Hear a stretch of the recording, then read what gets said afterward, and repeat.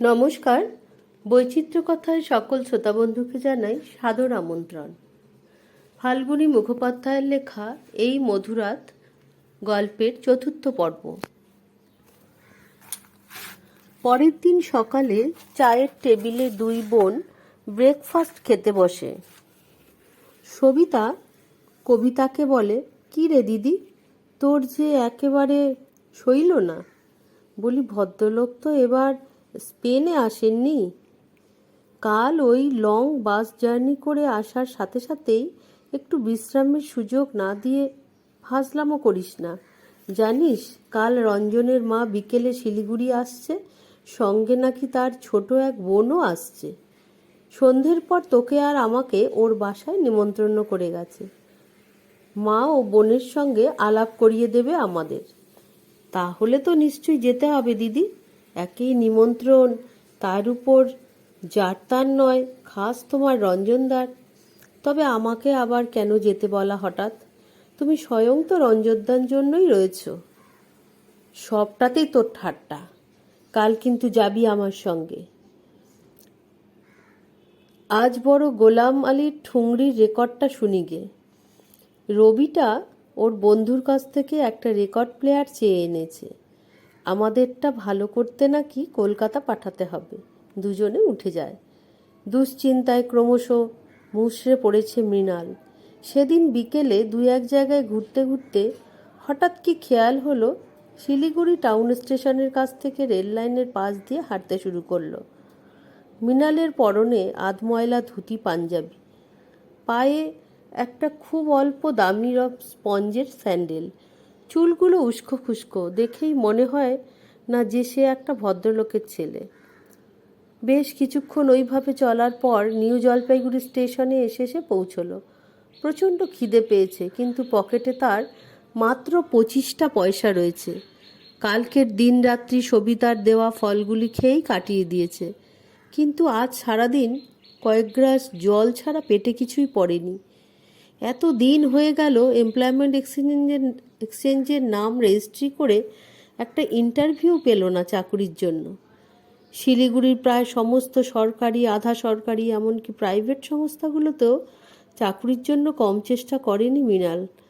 সব জায়গায় একই উত্তর পেয়েছে, নো ভ্যাকেন্সি। অথচ দেশে থাকতে সে বাড়ির মধ্যে সবচাইতে বেশি রোজগার করত। থাকতো ঢাকায়, মাসে মাসে 250 টাকা করে বাড়িতে পাঠাতো।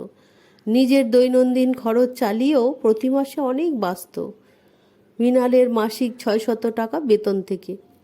একটা ফার্মে সুপারভাইজার ছিল সে। বিশ্ববিদ্যালয় থেকে মাস্টার ডিগ্রি নেবার পরই সে এই ফার্মে ঢোকে। তারপর নিজস্ব দক্ষতায় সে কর্মজীবনে উন্নতি করে। অভাব কাকে বলে জীবনে সে কোনো দিন অনুভব করেনি। গ্রামেও তাদের অনেক জোত জমি ছিল। ছোট ভাইগুলো প্রায় মানুষ হয়ে উঠেছিল। কিন্তু ভাগ্যের এমনই নির্মম পরিহাস যে সেদিনের সচ্ছল লাহিড়ী বাড়ির বড় ছেলে গ্রিনল্যান্ড মিউজিক্যাল লিমিটেড কোম্পানির সুপারভাইজার মৃণাল লাহিড়ী আজ এক নিদারুণ ঝড়ের ঝাপটায় সব হারিয়ে পথের ভিখারির সমতুল্য। স্টেশনের এক কোনায় একটা বেঞ্চে বসে নিজেই মনে মনে এসব ভাবতে ভাবতে মুখে বেদনাপূর্ণ মুখখানি মলিন হাসি ফুটে ওঠে।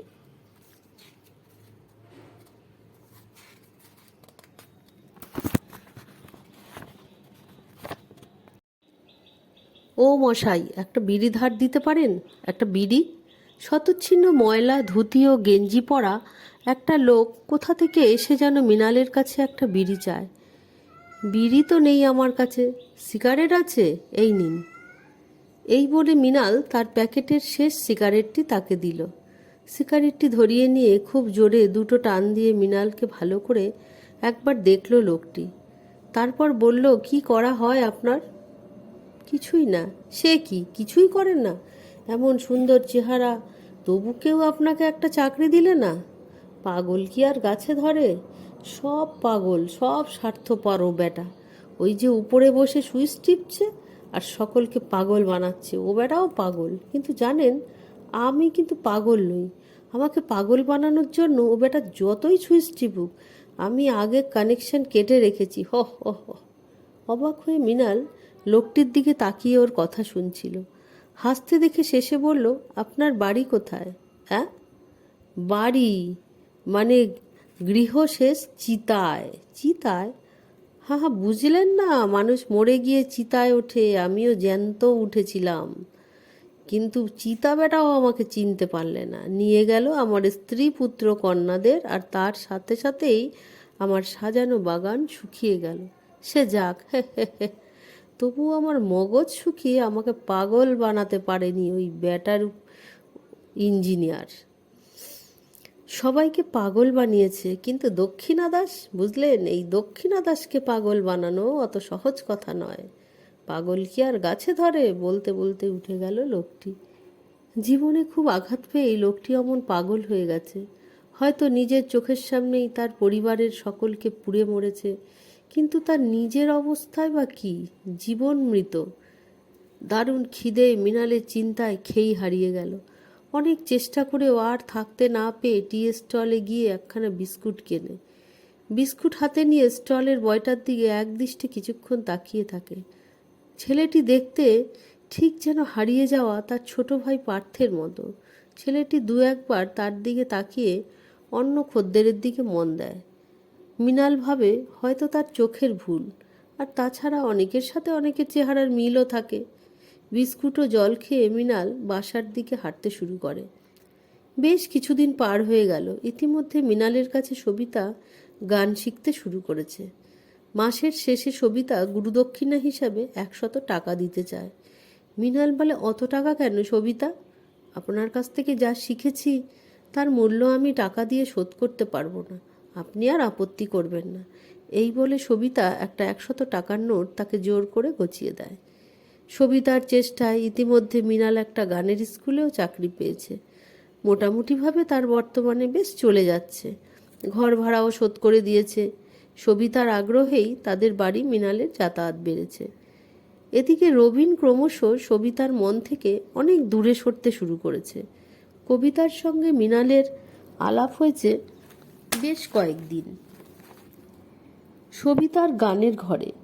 ভালোও লেগেছে এই অদ্ভুত সরল ও প্রতিভাবান শিল্পীকে। অনেকটা যেন রঞ্জনের মতোই দেখতে। কথার ঢং ও সারল্যের মধ্যে যেন রঞ্জনকে খুঁজে পাওয়া যায়। বড় দিদি হলেও কবিতা বোঝে বোন সবিতার মন এখন আর উড়ে বেড়াচ্ছে না, মৃণাল খাঁচায় বাঁধা পড়েছে। তা না হলে যে সবিতাকে বাড়িতে খুব কম সময় থাকতে দেখা গেছে, শুধু ছুটোছুটি করে বেরিয়েছে, সেই কিনা তানপুরা আর মৃণালের সঙ্গ ছেড়ে একেবারেই বেরোতে চায় না। সেদিন ঘরে বসে সন্ধেবেলা সবিতা ও মৃণাল দ্বৈত কণ্ঠে রাগ বসন্ত বাহার টেপ করছিল।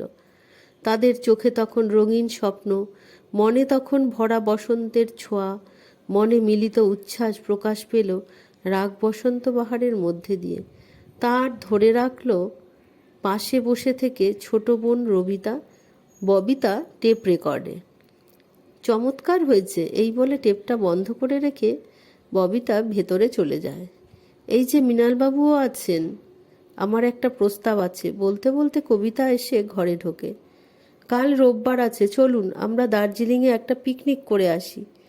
একবার মুখের দিকে তাকিয়ে নিয়ে সবিতা আমতা আমতা করে বলতে থাকে, পিকনিক মানে হঠাৎই গান ফেলে? গান ফেলে কেন, ন্যাকামি আর করতে হবে না, মৃণালবাবু আমাদের সঙ্গে যাচ্ছেন, কবিতা উত্তর দেয়। আমাকে আবার কেন, সবিতা দিবি, আপনিই যান না। এই দেখো দিদি, কতবার বলেছি আমাকে তুমি বলবেন, সবিতা দেবী নয়, সবিতা বলে ডাকবেন। তবু কি মশাই ওর এসব কানে যায়? সবিতার কথা শেষ হতে হতে মৃণাল বলে, বেশ তাই বলবো। তা তুমি যাও না সবিতা, আমাকে আবার টানাটানি কেন? অনেক চেষ্টার পর এই প্রথম মৃণালের মুখে তুমি সম্বোধন শুনে সবিতা মনে মনে খুব খুশি হলো। মিষ্টি হাসি হেসে সবিতা বলে, আচ্ছা কাল দেখা যাবে। তারপর সে সকলের জন্য টিপট থেকে চা তৈরি করতে শুরু করে। ইতিমধ্যে হঠাৎ রবিন এসে ঘরে ঢোকে। গুড ইভিনিং বলে একটা সোফায় বসে পড়ে। কবিতায় দু একটা ভদ্রতাসূচক কথা বলে রবিনের সঙ্গে। সবিতা কোনো কথা বলে না। শেষে যেচেই রবিন বলে, কাল রোববার, চলো সবিতা, আশেপাশের কোনো ভিলায় দিনটি কাটিয়ে আসি। অনেক দিন তোমার সাথে কোথাও ঘোরা হয়নি। কিন্তু তাই বলে তুমি মোটেই উদ্বিগ্ন হও না। Believe me, I am not engaged anywhere. আমার যাওয়া সম্ভব নয় কালকে, আমার কাজ আছে। আরে ওসব কাজ টাজ রেখে দাও, গেট রেডি ফর টুমরো। না, সম্ভব নয়। চায়ের পেয়ালার দিকে তাকিয়ে দৃঢ়স্বরে সবিতা জবাব দেয়। হঠাৎ তোমার এরকম বৈরাগ্য এলো কেন বলো দেখি? দেশবন্ধু পাড়ায় রীতা আর আলপনা কাল কার্সিয়াং যেতে চাইছিল, তা ওদের কেন নিয়ে যাও না? No no Sabita, I prefer ওর কম্পানিয়ন ওদের চাইতে। রবিন, এই যে চা নাও। মৃণালের সামনেই আবেগে হয়তো রবিন আধুনিক প্রেমের উগ্রতা প্রকাশ করতে গিয়ে শালীনতার মাপকাঠিও ছাড়িয়ে যেতে পারে, এই ভয়ে কবিতা চা দিতে বলে। রবিন, কাল থাক, ওর একটু কাজ আছে, অন্যদিন যেও। বেশ, তুমি যখন বলছো দিদি, তখন আমার আর আপত্তি নেই। তা মিস, চলো একবার কার্ডবোর্ডে চক্কর দিয়ে আসি। এখন সম্ভব নয়, সবিতা উত্তর দেয়। প্রসঙ্গটা অন্যদিকে ঘোরাবার জন্যই কবিতা বলে ওঠে, মৃণালবাবুর সঙ্গে তোমার আলাপ নেই রবিন? এক ঝলক মৃণালের দিকে তাকিয়ে রবিন বলে, ও ইয়েস ইয়েস, একদিন আলাপ হয়েছিল। তা আপনার বাড়ি কোথায়? কাষ্ঠভদ্রতার জন্যই বোধহয় রবিন মৃণালকে প্রশ্ন করে। পূর্ব পাকিস্তানের রাজশাহী জেলায় বাড়ি ছিল। এখানে কোন অফিসে চাকরি করেন? চাকরি করি না। তবে কি করেন? দোকানদারি? মানে কোনো দোকান টোকান আছে? সবিতা বুঝতে পারে প্রশ্নের মধ্যে দিয়ে সকলের সামনে রবিন মৃণালকে হেয় করার চেষ্টা করছে। উত্তরে সবিতাই বলে, উনি একজন সঙ্গীত শিক্ষক। ও আই সি, বুঝলেন কবিতাদি? আচ্ছা সে থাক, আজ চলি, রাত অনেক হলো, গুড নাইট। যেমন এসেছিল ঠিক তেমনিভাবেই হঠাৎ চলে যায়। পরদিন সকালে দার্জিলিং যাওয়ার জন্য প্রস্তুত হয়ে সবিতা মৃণালের ঘরে আসে। কই মৃণালদা? আচ্ছা লোক তো আপনি, এখন পর্যন্ত রেডি হননি? যাকগে, প্যান্ট তো পরেছেন দেখছি, এখন চুল আঁচড়ে নিয়ে চলুন। তোমরাই যাও সবিতা, আমার যেতে ইচ্ছা করছে না। না না মৃণালদা, আজ আপনাকে ছাড়ছি নে। কোনো দিনই তো আমার সাথে বেড়াতে গেলেন না, দার্জিলিং বেড়াতে যেতেই হবে, চলুন চলুন। এক সময় হাত ধরে টানতে টানতে সবিতা মৃণালকে গাড়িতে তোলে। মৃণালের কোনো আপত্তিই টিকল না। সবিতাদের গাড়িখানা শিলিগুড়ি চালিয়ে হিলকার্ড রোড ধরে ছুটে চলে দার্জিলিং অভিমুখে। গাড়িতে চলেছে কবিতা, সবিতা, মৃণাল।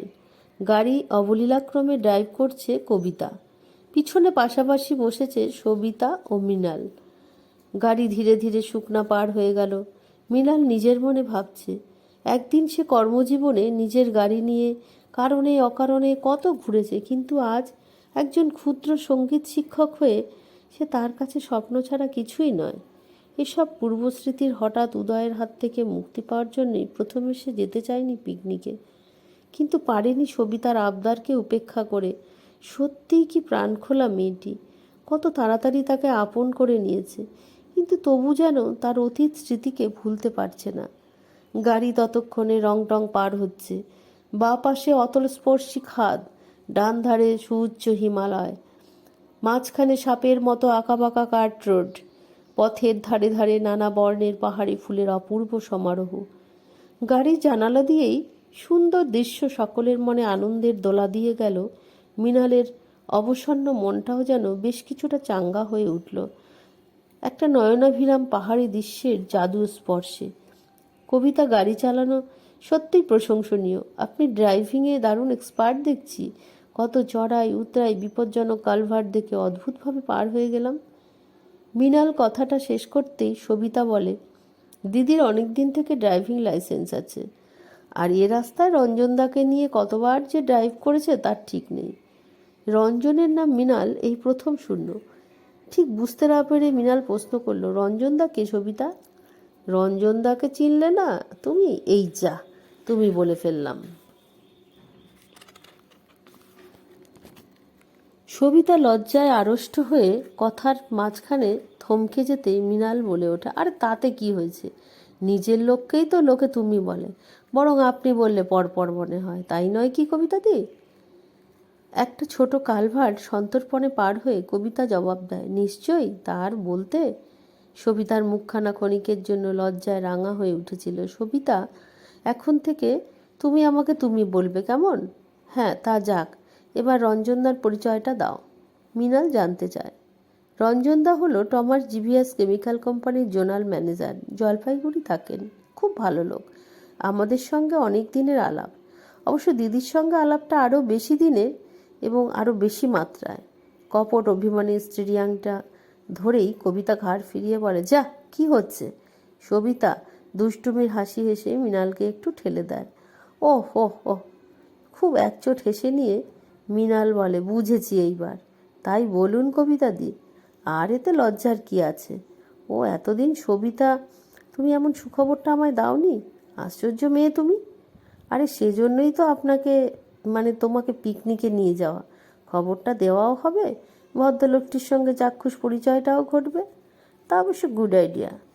জানেন মৃণালদা, দিদি রঞ্জনদার বিয়ের তারিখটাও ঠিক হয়ে গেছে। তাই নাকি? কবে? এই তো আর কদিন বাদে, জ্যৈষ্ঠ মাসের 2 তারিখে। কলকাতা থেকে রঞ্জনদার মা এসে দিদিকে আশীর্বাদ করে গেছেন।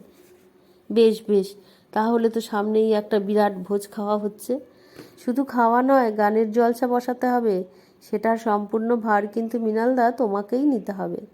সে আর এমন কি, আর দিদির বিয়ের সেই আনন্দের দিনে আমরা দুজনে প্রাণ খুলে গাইব মিলনের রাগ, বসন্ত পাহাড়। কেমন? নিশ্চয়ই। দিদির বিয়ে হবে আর আমরা আনন্দ করব না? এ কখনো হতে পারে? দার্জিলিংয়েই আমরা রঞ্জনদার সঙ্গে আজ মিট করব, জানেন মৃণালদা? উফ, জানেন নয়, জানো বলো। মৃণাল শুধরে দেয়। বেশ বাবা বেশ। ও কদিন ও কদিন পরে অভ্যাস হয়ে যাবে, জানো মৃণালদা। রঞ্জনদা না দেখতে অনেকটা তোমার মতো, তবে একটু মোটা, এই যা। অনেকক্ষণ পরে সামনে মুখ করে কবিতা বলে ওঠে, মাথায় যে চুল নেই সেটা বললি না? ও হ্যাঁ, জানো মৃণালদা, রঞ্জনদার চুল উঠতে উঠতে এখন প্রায় টাক পড়ার মতো অবস্থা। মৃণাল হেসে ঠাট্টা করে বলে, তা কবিতাদির টাক মাথায় ভালো লাগলো?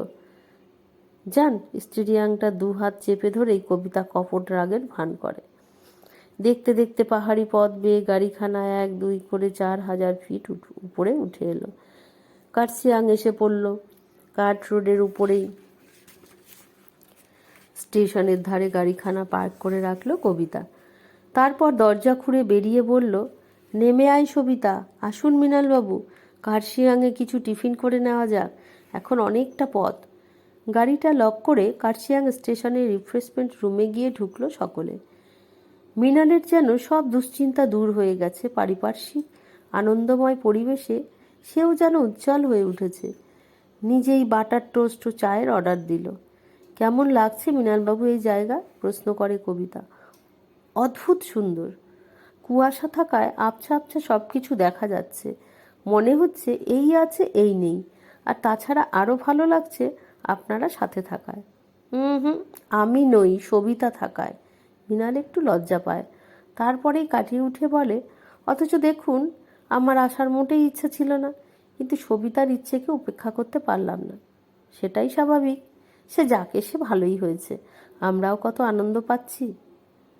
ইতিমধ্যে একটা নেপালি বয় এসে খাবার দিয়ে যায়। সবিতা তৈরি করে চা আর মাখন লাগাতে থাকে টোস্টে। দিদি রঞ্জনদাকে অফিসে পাবি নাকি হোটেলে? দেখা যাক। কবে আসছি ঠিক খবর দিইনি তো, তবে বলেছি 2-4 দিনের মধ্যে আমরা বেড়াতে আসছি। কাজেই আমাদেরকেই ওকে খুঁজে নিতে হবে। টিফিন সেরে সকলে বেরিয়ে আসে রিফ্রেশমেন্ট রুম থেকে। মৃণাল রাস্তার পাশের এক দোকান থেকে 1 প্যাকেট সিগারেট কেনে। তারপর সকলে আবার গাড়িতে ওঠে। কবিতা বলে, সবিতা, ড্রাইভ করবি নাকি? না দিদি, তুমিই চালাও। মনে মনে সবিতা মৃণালের কাজ ছাড়তে চায় না। এই তাকে প্রথম পাশে পেয়েছে, যতক্ষণ একসঙ্গে থাকা যায়।